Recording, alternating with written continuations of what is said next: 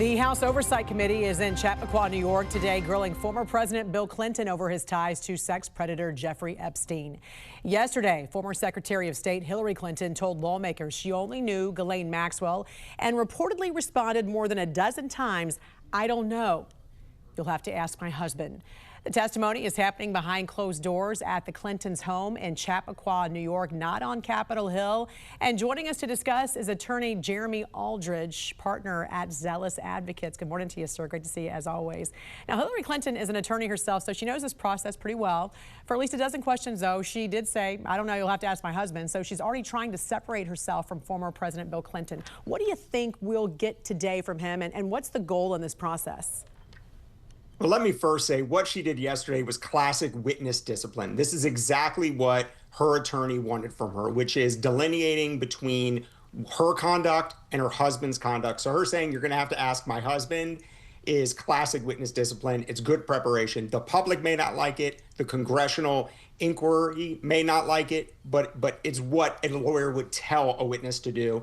What we're going to see from Bill Clinton today, frankly, is exactly the same thing. We're going to see somebody who is very well prepared. We're going to see someone who has an idea of what questions they're going to be asked. And we're going to see somebody who is very clear about what they remember, what they don't remember, and anything as far as some of the clips that have been put out and spun in the media, for instance. He's going to be very clear about what his conduct was so that he doesn't create a future problem. Now, Ghislaine Maxwell did help fund $1 million for the Clinton Global Initiative. That's been established. That's not been disputed. So when a BBC reporter asked about this, when the files were released, Hillary said that Maxwell and Epstein were accused of horrific crimes against girls and women, and that should not be the focus, not who funded the Clinton Global Initiative. What's your thoughts on this, though, when it comes to the flow of money and funds? Because we saw former Prince Andrew arrested not because of Epstein's horrific crimes against women and girls, but because of some new revelations. He could have leaked top secret government trade documents to him.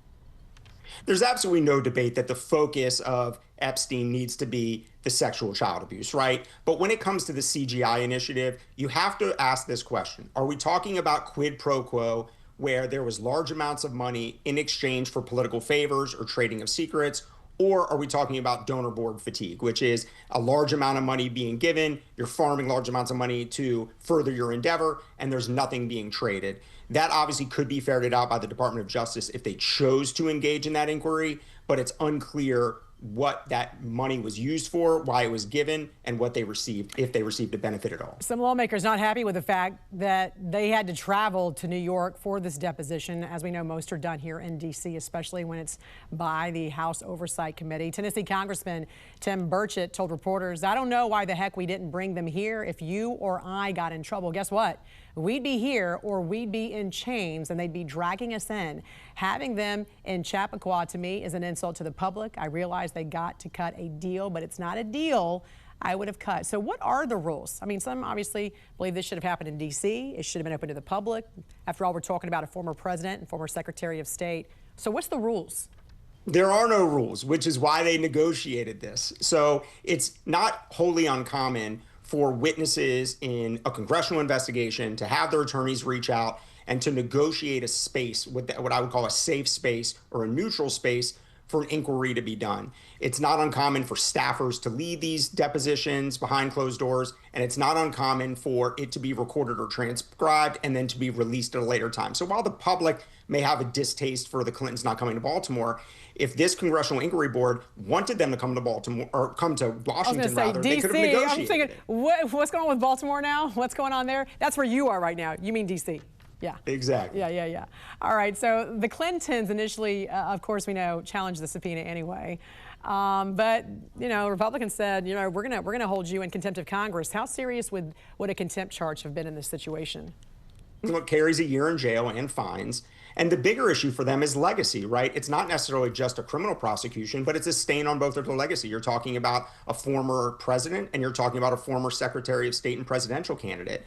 So a lot of their nonprofits could be affected. So even if you're not talking about a true DOJ prosecution done by the U.S. Attorney's Office, you could be talking about a stain on their historical legacy. In a deposition like this, how do attorneys typically prepare high-profile clients for this kind of congressional grilling?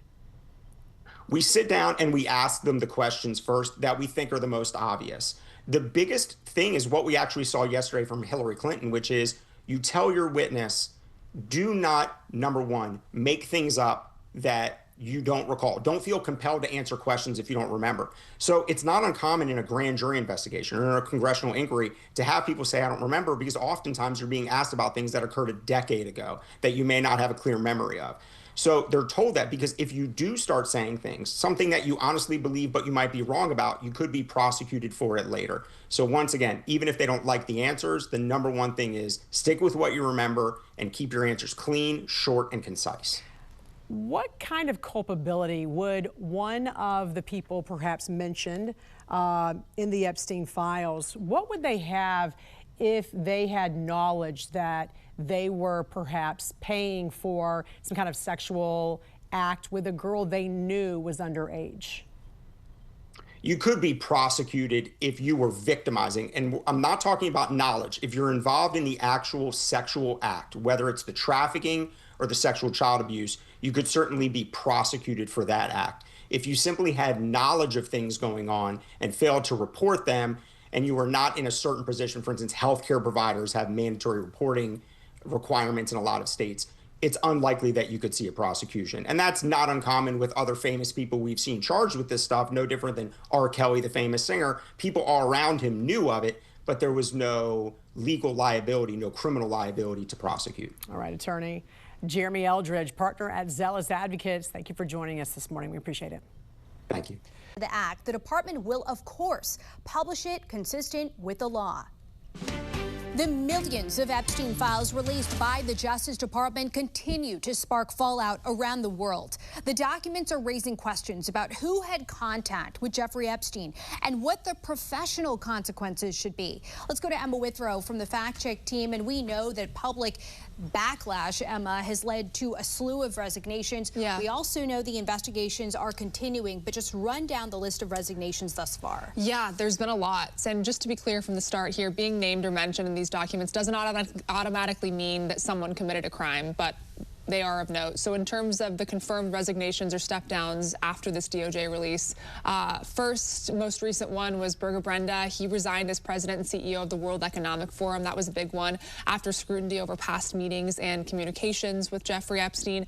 In the corporate world, Thomas Pritzker, he stepped down as executive chairman of Hyatt, citing terrible judgment in maintaining contact with Epstein.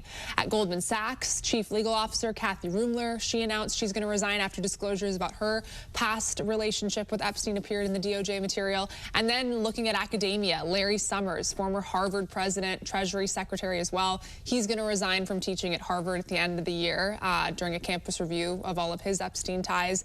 And then at Columbia as well, Richard Axel said he's going to step down as co-director of the Zuckerman Institute. And you mentioned some statements earlier. Based on all of the public comments that we have received, does it sound like reputation is what is driving this? So far, it looks like overwhelmingly reputational and institutional companies and universities. They're saying that basically we don't want this distraction or reacting to what the documents show about judgment and associations of the people that were working there. And again, resignation doesn't equal charges. In these specific cases, it's mostly just pressure and backlash. Although despite the concerning evidence that's in these files, no new charges have been brought against anybody. So, I mean, take that with what you will. I want to get into that in a few moments. Emma, thank you. Thanks. Later on, Emma will be back to dig into the potential for new charges to be filed against Epstein associates following the release of the files.